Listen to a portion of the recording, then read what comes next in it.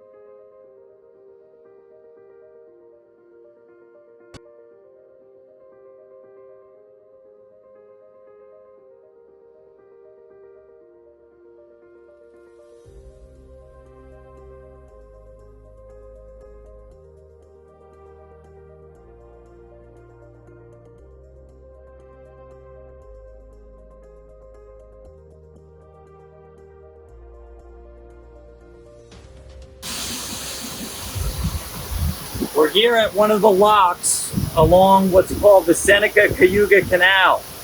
Seneca Falls is not just important for women's rights, it's also an important center for industry.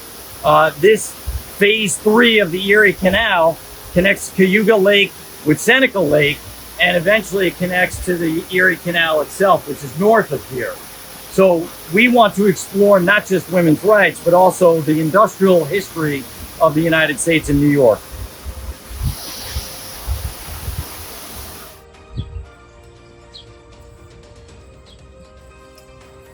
Behind me is the Seneca Knitting Mills factory, in operation well before the Civil War.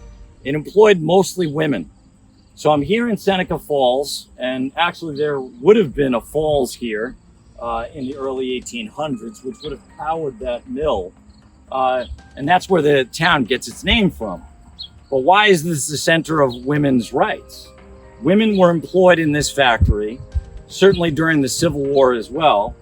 They made socks here, woolen socks, and it was one of the major factories in upstate New York. So it just shows you the importance of women as the part of the workforce. Now, they didn't get the right to vote after the Civil War, but certainly their movement to get the right to vote continued and finally bore fruit in 1920 with the 19th Amendment. I'm at the home of Elizabeth Cady Stanton, one of the most famous suffragists who helped organize the Seneca Falls Convention of 1848. She lived here in the 1840s, 50s, 60s, and 70s, and this was kind of like a home base for the women's suffrage movement. She lived here and she hosted many people, many important people, and she is one of generations of women that tried to get the right to vote.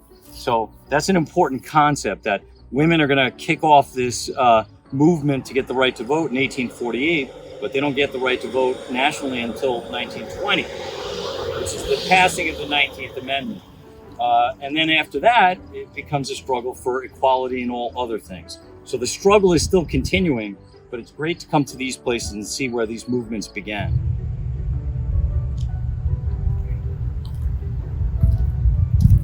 I'm here in Seneca Falls, New York, the birthplace of the women's rights movement. It was here in 1848 that women held a convention called the Seneca Falls Convention, in which they rewrote the Declaration of Independence to include women. So this is the spot where it all begins. Now, I'm dressed as a Civil War soldier. The convention takes place before the Civil War, but it is certainly a struggle for women throughout the time period after 1848, all the way up to 1920, when women got the right to vote with the 19th Amendment. Now, today this is a national park, and you can see here that waterfall, and they have the Declaration of Rights and Sentiments, which is the statement that they made here, etched on the wall. You also have the people that attended over here on the right-hand side, including some men. So it's an incredible place to visit. The town is fantastic. Certainly something you should see.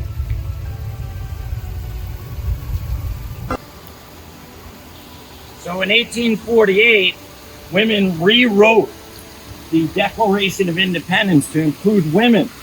People like Elizabeth Cady Stanton and Lucretia Mott, using the words of the founding fathers to talk about equality. We hold these truths to be self-evident, that all men and women are created equal, and that they are endowed by their Creator with certain unalienable rights. Among these are life, liberty, and the pursuit of happiness. So using the words of the founding fathers to talk about equality.